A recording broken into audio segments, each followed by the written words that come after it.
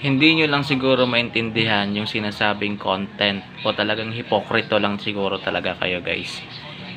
Kasi ayaw nyo doon sa mga nilalabas kong vlog pero pinapanood nyo naman. At ano ba yung masama doon sa mga vlog ko?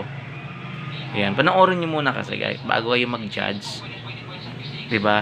Kasi lahat naman ng nilalabas ko na vlog dito ay more on tanong lang din naman ng mga kakyo natin diyan na sinasagot ko lang din naman kung kaya ko siyang sagutin. Ha?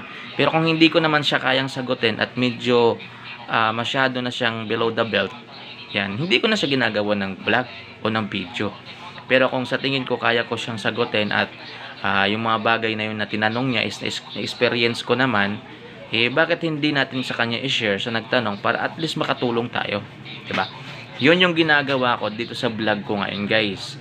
Lahat po ng content ko ngayon ay based po 'yan sa mga subscriber natin, sa mga tanong nila sa akin, 'yan. Hindi ko alam kung lahat 'yan is totoo, pero wala na akong pakialam doon, guys. Pero kapag kaya ko naman siyang gawa ng vlog, kaya ko naman siyang sagutin, sinasagot ko naman talaga. Yan. So, wala na akong magagawa doon kung ayaw yung panoorin o kung nababatripan kayo o parang nalalandian kayo o parang basta nababastusan kayo dyan sa vlog kong nilalabas na yan. Wala na pong pakialam doon.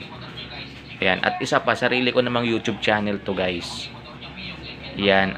Hindi ka naman siguro nakapollow sa akin. 'Di ba? So, hinahain ko lang naman yung mga ganyang content para dito sa mga subscriber ko. Hindi para sa inyo na mga madudumi yung isip. 'Di ba? Yung green-minded na tao. Hindi to para sa inyo, guys. Yan. Puro kayo close-minded. Wala kayong mararating pag ganyan kayo. Yan. Dapat kasi maging open din tayo sa lahat ng bagay.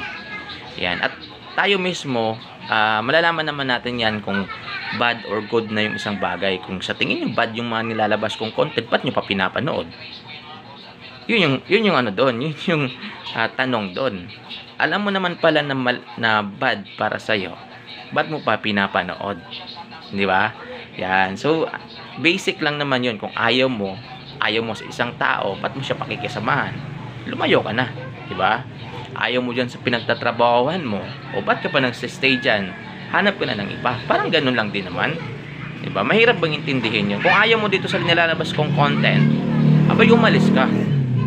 Wala akong pakialam, diba? Umalis ka. Kasi marami naman yung mga kakyo natin dito na sila naman talaga yung rason kaya o yan ginagawa. Diba? Sa kanila po ako nakatuon, hindi po sa inyo na hindi naman nga nakapollow dito pero ang dami pang sinasabi. Diba?